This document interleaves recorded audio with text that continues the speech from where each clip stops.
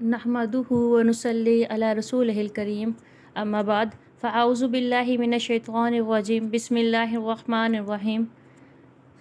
سورۃ بقرہ کی آیت نمبر 47 سے اپنے سبق کو شروع کرتے ہیں۔ یا بنی اسرائیل، اے بنی اسرائیل، اذکروا، یاد کرو، نعمتی، میری نعمت کو، التی، جو، انعمت، میں نے انعام کیا، علیکم، تم پر، وانی، اور تم کو، فضلتکم، میں نے تم کو فضیلت دی، علی العالمین، تمام جہان پر، واتقوا، اور ڈرو، یومن، اس دن سے، لا تجزی، کہ نہ کام آئے گا، نفسن، کوئی شخص، ان نفسن، کسی شخص کے، شیئن، کچھ بھی، ولا یقبل، اور نہ قبول ہوگا، منہا، اس سے، شفاعتن، کوئی سفارش، ولا یؤخذ، اور نہ لیا جائے گا، منہا، اس سے، عدل، کوئی بدلہ، ولا ہم ینصرون، اور نہ ہی ان کو کوئی مدد پہنچے گی۔ خلاصہ تفسیر دیکھیں ان آیتوں کی۔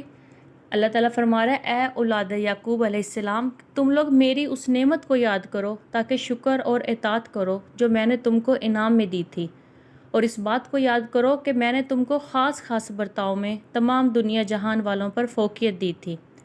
اگر دوسرا اس کا ترجمہ کرنا چاہیں تو یہ بھی ہو سکتا ہے کہ میں نے تم کو ایک بڑے حصہ مخلوق پر فوقیت دی تھی، مثلاً اس زمانہ کے لوگوں پر۔ اس آیت میں خطاب چونکہ حضور اکرم صلی اللہ علیہ وسلم کے زمانہ کے یہودیوں کو ہے، لیکن عموماً ایسا ہوتا ہے کہ باپ دادا پر جو احسان کیا جائے اس سے اس کی اولاد کو بھی فائدہ ہوتا ہے، اسی لیے ان آیت میں ان کی اولاد کو ہی مخاطب کیا گیا۔ اور ڈرو تم اس دن سے کہ جس میں نہ تو کوئی شخص کسی شخص کی طرف سے کچھ مطالبہ ادا کر سکے گا، اور نہ کسی شخص کی طرف سے کوئی سفارش قبول ہو سکتی ہے، جبکہ خود اس شخص میں ایمان نہ ہو جس کی سفارش کرتا ہے، اور نہ کسی شخص کی طرف سے کوئی معاوضہ لیا جائے گا۔ اس آیت میں جس یوم کا ذکر ہے اس سے مراد قیامت کا دن ہے۔ مطالبہ ادا کرنے کا مطلب یہ ہے کہ مثلاً کسی کے ذمہ نماز روزوں کی قضا رہتی ہو اور دوسرا کہہ دے کہ میرا نماز روزہ لے کر اس کا حساب پورا کر دو، یا کچھ معاوضہ میں دے دیتا ہوں اس سے اس کو بچا لیں، سو دونوں باتیں وہاں پہ نہ ہوں گی۔ اور بغیر ایمان کے سفارش قبول نہ ہونے کو جو فرمایا، تو اور آیتوں سے معلوم ہوا کہ اس کی صورت یہ ہوگی کہ ایسوں کی تو خود سفارش ہی نہ ہوگی، تو پھر قبول ہونے کی گنجائش ہی کیا ہے۔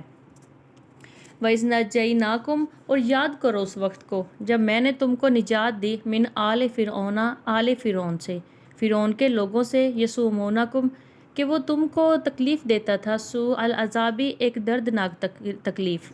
وہ تکلیف کیا تھی؟ یذبحون، کہ وہ ذبح کر دیتا تھا، ابناءکم، تمہارے بیٹوں کو، ویستحیون، اور وہ چھوڑے رکھتا تھا، نساءکم، تمہاری عورتوں کو، یعنی بیٹوں کو ذبح کر دیتا تھا اور لڑکیوں کو زندہ چھوڑے رکھتا تھا۔ وفی ذالکم، اور اس میں تمہارے لیے، بلاؤن، آزمائش تھی، من ربکم، تمہارے رب کی طرف سے، عظیمون، ایک بڑی۔ اچھا، اوپر جن خاص نعمتوں کا حوالہ دیا ہے، اب آگے آیتوں میں اللہ تعالیٰ ان کی تفصیل بیان فرما رہے ہیں کہ پہلا معاملہ تو یہ ہے کہ اس زمانہ کو یاد کرو۔ اللہ تعالیٰ فرما رہے ہیں، اے اولاد یعقوب، اس زمانہ کو یاد کرو کہ جب ہم نے تم کو رہائی دی ان لوگوں سے جو فرعون کے لوگ تھے، کہ وہ تمہیں تکلیف دیتے تھے، دردناک عذاب دیتے تھے، کہ تمہارے بیٹوں کو قتل کر دیتے تھے اور تمہاری عورتوں کو چھوڑے رکھتے تھے۔ تو اس میں تمہارے پروردگار کی طرف سے ایک بڑا بھاری امتحان تھا۔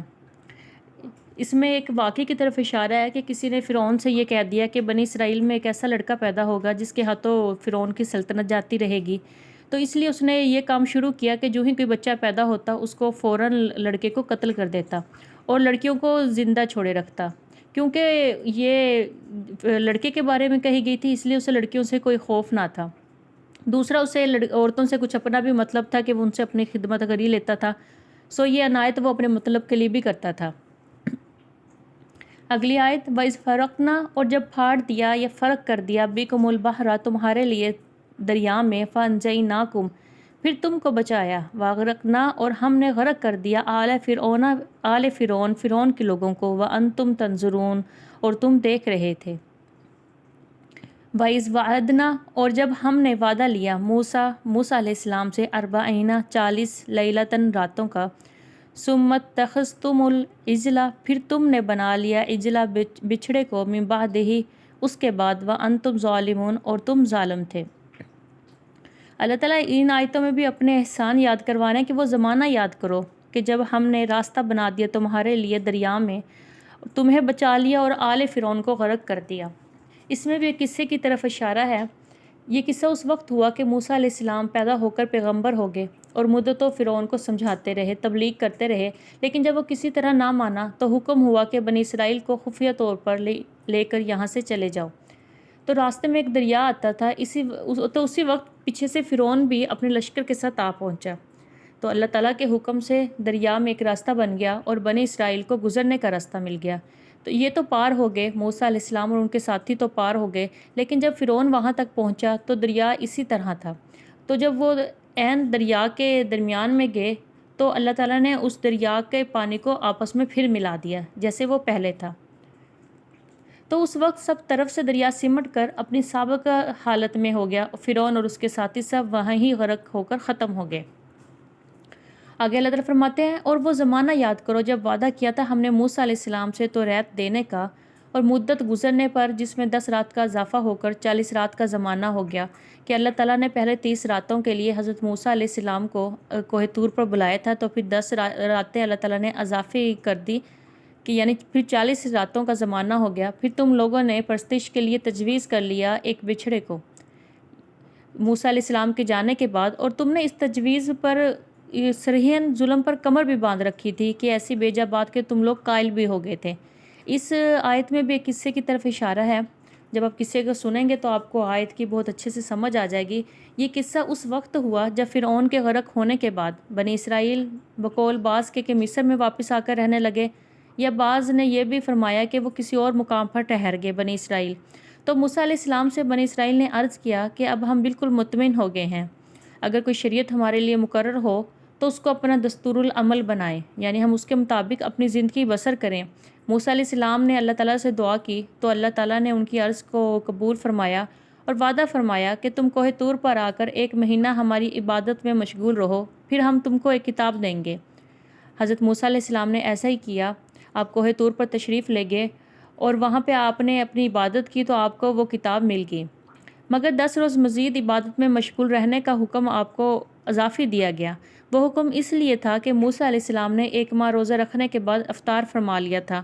اللہ تعالیٰ کو روزہ دار کے منہ کا راحیہ یعنی خوشبو بہت پسند ہے، اس لیے موسیٰ علیہ السلام کو حکم ہوا کہ آپ 10 روزے مزید رکھیں تاکہ وہ راحیہ خوشبو پھر پیدا ہو جائے۔ اس طرح یہ 40 روزے پورے ہو گئے۔ موسیٰ علیہ السلام تو یہاں رہے، لیکن پیچھے ان کا جو قبیلہ تھا وہاں پہ ایک شخص سامری نامی تھا، اس نے چاندی یا سونے کا ایک بچھڑے کا قالب بنا کر اس کے اندر وہ مٹی بھر دی جو اس نے جبرائیل علیہ السلام کے گھوڑے کے قدم کے نیچے سے اٹھا کر اپنے پاس محفوظ رکھی ہوئی تھی، اور اس مٹی کو ڈالنے سے اس بچھڑے میں جان پڑ گئی۔ اس میں ایسا ہے کہ جب وہ قافلہ بنی اسرائیل کا حضرت موسیٰ علیہ السلام کے ساتھ جا رہا تھا تو اس کے ساتھ ایک گھوڑے پر جبرائیل علیہ السلام بھی تشریف فرما تھے۔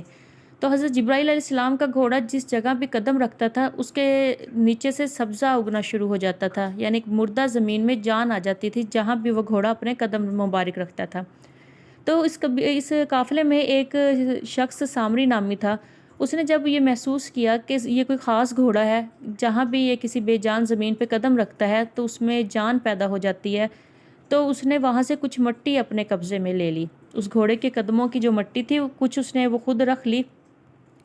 جب حضرت موسیٰ علیہ السلام کو اللہ تعالیٰ نے اپنے پاس 10 دن مزید رکنے کا کہا تو سامری نامی شخص نے ایسا کیا کہ اپنے ہاتھوں سے خود ساختہ بچھڑا بنا لیا، اور وہ جو مٹی تھی وہ اس بچھڑے کے اندر جب اس نے داخل کی تو وہ اس بچھڑے میں جان پڑ گئی۔ جب بنی اسرائیل نے یہ دیکھا کہ یہ بچھڑا خود بخود زندہ ہو گیا تو انہوں نے، وہ جاہلیت تو تھی ہی ان میں، تو انہوں نے اس کی پرستش شروع کر دی۔ اس آیت میں اللہ تعالیٰ اس قصے کے بارے میں فرما رہے ہیں۔ تو آج کا سبق یہیں تک تھا۔ انشاءاللہ اگلے آیت نمبر 52 سے اگلا سبق شروع کریں گے۔ اللہ تعالیٰ ہم سب کا حامی و ناصر۔ اللہ حافظ۔